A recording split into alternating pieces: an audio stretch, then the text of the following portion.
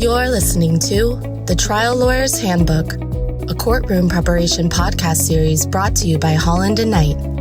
This series is hosted by litigation attorney Dan Small. Listeners of this series will gain a fresh perspective on how attorneys can address various trial preparation issues and set themselves up for success in and out of the courtroom. None of us are perfect, and so no witness is perfect. They all have issues, whether in their background, their prior statements, or whatever. To prepare a witness, trial lawyers must, 1, develop some kind of a bond with the witness to create enough trust for them to be willing to tell you the whole truth. 2, push the witness to tell you the full truth, good and bad. And 3, work with the witness to figure out the best way to tell it all if need be. What you don't know can hurt you badly. Tell your witness whatever it is, we can deal with it.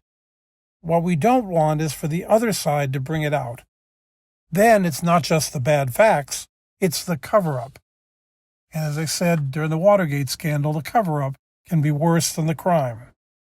Something that could have been raised and dealt with on direct becomes powerful ammunition for cross-examination. When I was a prosecutor, we called this BOBS, B-O-B-S, bring out the bad stuff. In the Appling County, Georgia, drugs, corruption, and racketeer influenced and corrupt organization case we've been discussing in prior episodes, BOBS was personified by Billy Breen. Billy was the broker, the middleman. If you're buying a house, you might bring in a broker to help manage all the moving parts. The same is often true in criminal deals. That was Billy. He didn't do any of the physical crimes necessarily, but he brought together everyone, growers, importers, pilots, airstrip people, loading crews, truckers, etc., etc., etc. That's what he did in Appling County, and he was very good at it. Until, on an unrelated deal, one of the parties thought Billy was cheating him.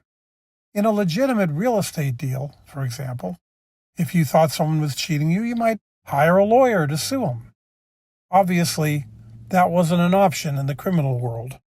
So when one side shot up Billy's house with AK-47s, Billy decided this was a sign that it was time to change sides. So he became a law enforcement informant, witness, and eventually an undercover operative. It was all pretty successful. He even wrote a book about his exploits. Meanwhile, though, by pure happenstance, the trial of my Appling County RICO case was the first of many times that Billy would appear as a government witness. So as a trial lawyer from the DOJ's Organized Crime Strike Force, I was the first person to have to prepare him for testimony. From the beginning, it was clear there was a problem. Billy was smart, articulate, and proud.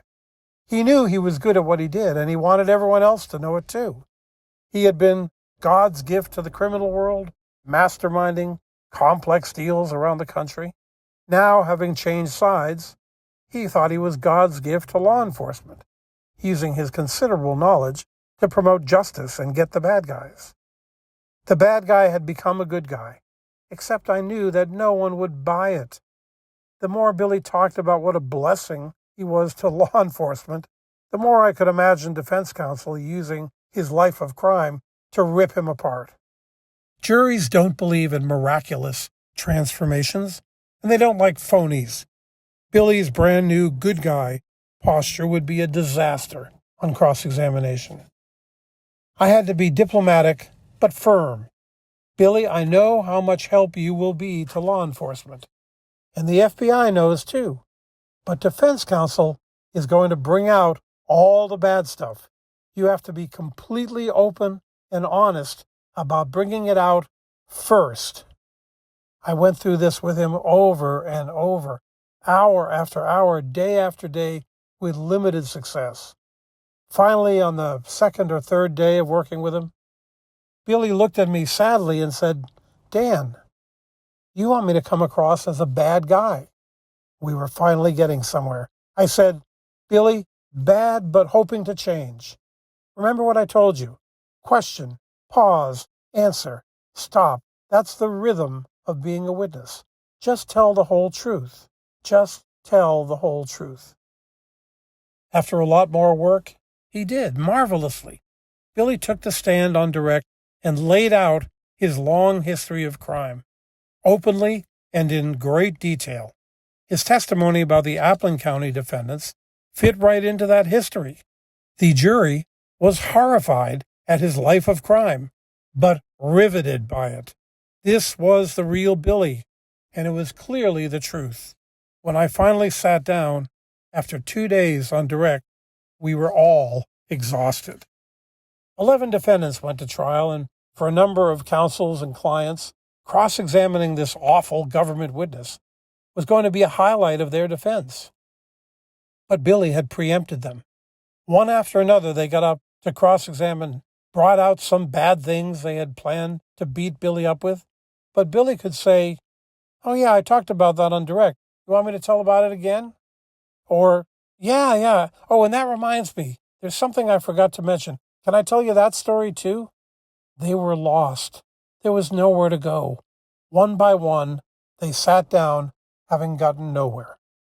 Finally, the last defense counsel got up. I could see that he had a box of files all carefully organized of documentation of the bad things with which to accuse Billy. But all he could do was to look at his box of files forlornly. The jury had already heard it.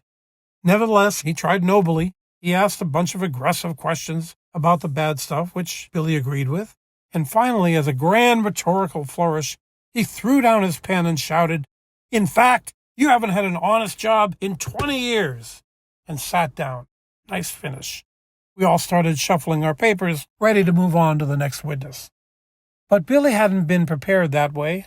He'd been prepared to tell the whole truth, question, pause, answer, stop. So after a brief pause, he leaned forward into the microphone and said, "Actually, I think it's been 21 years since I had an honest job." And the jury, after all that tension, burst out laughing. Billy left the stand a career criminal and yet an honest witness.